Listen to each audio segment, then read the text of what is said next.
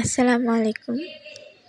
আমি তন্নি art page থেকে চলে এসেছি একটি আর্টের ব্লগ নিয়ে।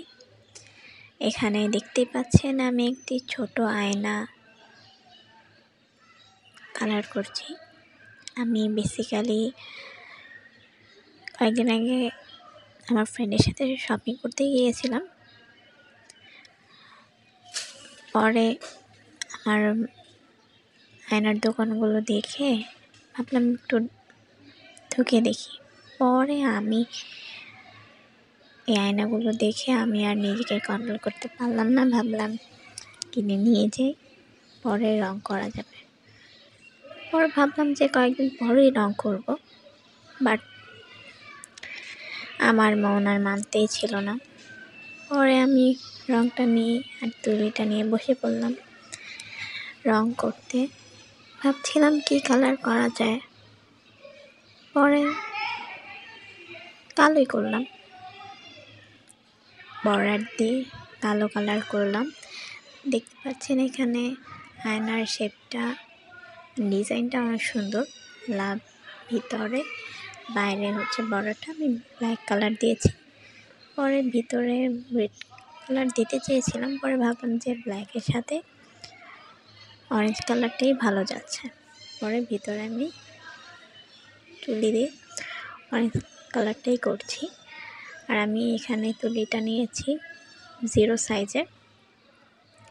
আপনারাও 0 সাইজের তুলিটাই নেবেন যদি আপনি সূক্ষ্ম ডিজাইনের কোনো কিছু রং করতে চান, তাহলে ভালোভাবে করতে পারবেন।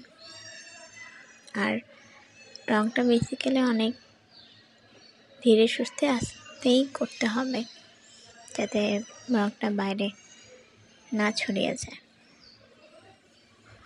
তো কালার করছি, ভালোই লাগে আমার রং করতে। আমার একটা ভালো লাগা কাজ করে, ভালো লাগা থেকেই করা।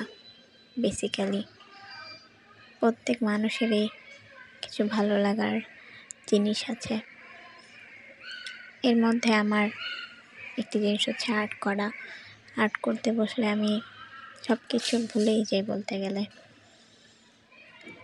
সব কিছু বাদ দিয়ে আমি রং করতেই থাকি। পরে যাই হোক, যা বলছিলাম, আমি হার্ট শেপগুলো কমলা কালার দিতাম, ভিতরে একটা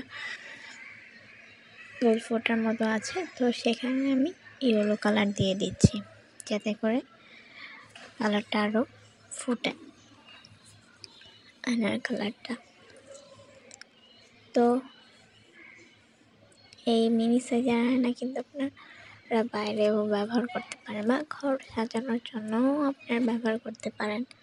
আয়না বেসিক্যালি খুব সুন্দর একটা জিনিস, সেখানে আমরা নিজের প্রতিবিম্ব দেখতে পাই। প্রতিবিম্ব দেখে অনেক সময় ভালো লাগে, নিজেকে যত সুন্দরভাবে আমরা সবাই দেখতে চাই বা দেখতে পছন্দ করি। যে আমার আয়নার কালার করা শেষ, আমি এখানে কিছু পিকচারও অ্যাড করে দিচ্ছি। এখানে আমি ক্লে দিয়ে একটি ফুলদানিও বানিয়েছি, কলমদানি বানিয়েছি। ওই কলমদানিতে আমি